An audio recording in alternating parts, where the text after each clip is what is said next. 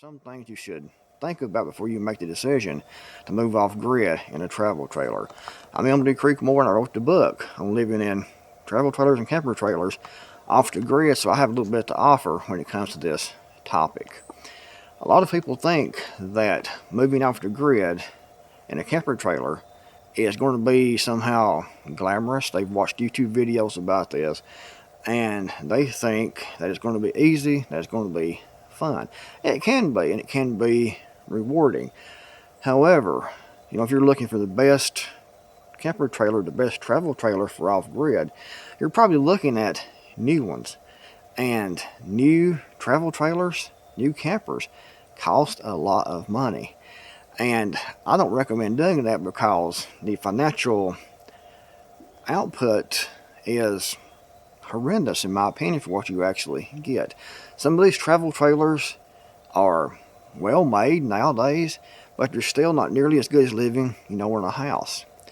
So I recommend not worrying about buying a new travel trailer. That's too much money. It's too much of an outlay. And you might buy that and you might move it off the grid and decide this life isn't for you after all.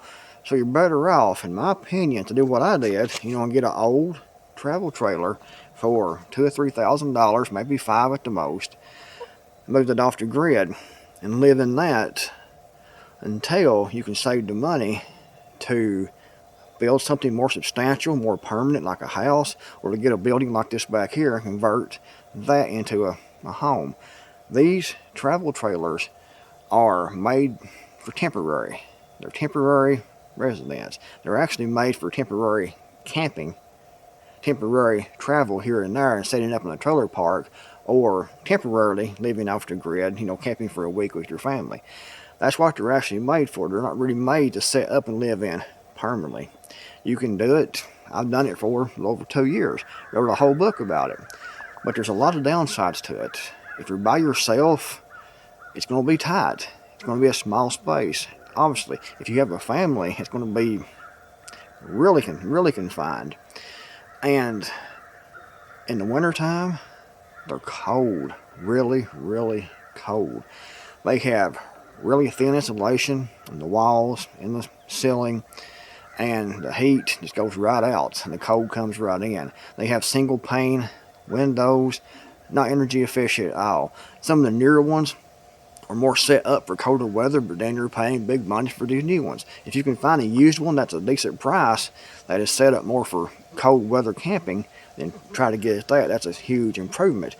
The one I had was an older model, and single pane windows, thin walls, and during the wintertime you can have heat going all the time. I had propane heater, and I had that propane going all the time, and it was still cold in the wintertime. And when you have all that metal around, even on the top, and you have the heat on the inside, thin insulation, and you have the cold outside, that causes condensation. And I actually had, during the wintertime when I was living in one of these things, the condensation would actually drip through, down from the ceiling, from the metal outside, through the insulation and down into the floor. You had to put a pan up here and a pan there to catch the water from the condensation. No rain, no snow, just the condensation because you have heat on the inside of this metal box. So not very fun at all. In the summertime, springtime is fine, fall is fine, but in the summertime, hot. And I had one, I lived in a different one, it's a FEMA trailer that I lived in also, and this is actually on the grid. And I moved that in on a property that had electricity and had a septic, and hooked everything up to the electricity and the septic. This one was off grid, the other one was a FEMA trailer, and the last one I actually lived in, and it was actually on the grid. We had a hot summer, and they had the air conditioning on top, and I had to run the air conditioning constantly. It never shut off. All day and most of all night. Never shut off because it wasn't holding the cooling. Letting the heat in from the outside, and the air conditioning cooling was going through the windows, through the walls on the outside. And this is more of a modern trailer. This is one of the FEMA trailers. When I bought that thing, I gave $4,500, no, $4,600 for that on a lot, and it had never been lived in. It's pretty new. I mean, it's like new on the inside. Never been lived in. It was a FEMA trailer during the hurricane, and they had bought that, and I ended up with that. Got a good deal in it, and it was better than this one, but still it. Wintertime, summertime, not fun at all. Space-wise, they're small and confined. They're not comfortable. It's difficult to put a comfortable couch in these. The beds they come with are usually really crap, so you want to take and get a really good mattress, change that mattress that came with it out if it has it in it still yet, toss it out, get a real good mattress, because that's going to be the most comfortable place you'll have in the whole travel trailer is inside that bed. I mean, like I said, it can be done, but it's not fun, it's not glamorous. Wintertime sucks, summertime sucks, pretty much all the time sucks. So don't think about one of these as a permanent residence. They're good. They beat being homeless. They beat being in a tent. It beats being in a cardboard box. However, you know, you don't want to make this in your mind it's going to be your permanent residence. You want to use this to move on your property if you need to very quickly. Set this up. Stay in this while you work and work and work and save and save and save and build something more substantial. Build a off-grid cabin. Get a building like this, or like in the video I made up here, and live in that. It's going to be much better than one of these campers. You can insulate it. You can put a small wood stove in it. You can have more room. You can have a better setup. Save the money that you'll save on rent and a mortgage while you're living in something like this, to put that towards something else that's going to be more substantial. You'll be glad you did. You'll be thankful that you didn't go buy a brand new travel trailer because you want the best off-grid travel trailer, because they're going to suck. I don't care what you buy. They may look nice. They may be all, when you look at it, when you go to the lot to look at that, you may go, wow, this is beautiful. This is a nice little home already set up. The downsides outweigh the benefits, and especially if you pay that huge price for that. If you're going to live in a camper trailer full time, it can be done. But one of the things I recommend definitely is to have like a shed like this over here, so you can see the shed here on my truck.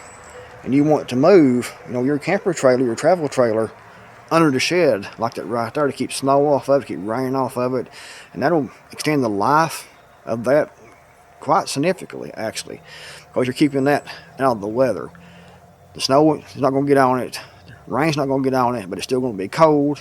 It will help in the summertime about the heat because you got that shade, so that'll be an improvement. So that's a huge improvement by putting something like that up on your land and putting your travel trailer under that. This one is big enough that you could actually, it's actually big enough you could put your trailer under that, and you could have a porch, because that you'll have a wide space in the front or the back, or set it right in the middle if you have front and the back, which is the best option. It keeps more of the rain off of it from blow in and things like that, and snow blow in. Have it kind of sitting right in the middle, so you have like a front porch already made and a back porch already made, and it keeps the sun out, keeps the heat off. So that will definitely help during the summertime. At the winter, in the winter time, it won't help because it's still going to be very, very cold. Anyways, guys, hope this helps. I don't want to burst anyone's bubble, but I've done it. I've done it quite a bit. I lived in this one. I lived in another one. This one's off grid. The other one was on grid. They had both the same problems, actually. Cold, hot, condensation, mold. That's another thing to look in to worry about, is the mold. Because when you have condensation like that, you're going to have mold build up. I mean, it's not fun. It really isn't fun. You're always cramped. Any little mess inside the house, a dirty dish inside of a small camper, looks like a whole sink full when you're inside of a house, you know, because it's like it's amplified. Some dirt in the floor that's there, you have to keep it spotless because it's like it just amplifies itself in that smaller space. Anything dirty, any gunk, anything like that, anything out of place, a coat, you know, thrown over somewhere, it's going to be huge inside of a camper trailer. So you got to keep it clean. That's another thing, really clean for your own sanity. I mean, the wintertime also, your water tanks can freeze up. I mean, all kinds of problems, especially when it comes to the weather, and especially in the wintertime. So like I said, invest your money while you're living in something like this, and get something like this, or build something even better than this, build a home, or get a mobile home. Get one of the modern mobile homes that has 2x6 siding, 2x6 walls, more and northern insulation. We talked today, 2x6 walls and northern insulation and northern window package inside that mobile home. Get that and put it on your property and fix that and live, to be off grid if you're off grid with your septics and your solar panels and your generators and things. It can be done. Get something like that. Much more room, much warmer in the wintertime, cooler in the summertime, cheaper to heat, cheaper to cool, more space. And if you decide to have a family later, if you're by yourself now, you can expand that and have a family, maybe because it's large enough to do that in. But temporary, guys. Anyways, if you liked the video, give it a big thumbs up. Thanks for watching. I'll see you in the next video, hopefully.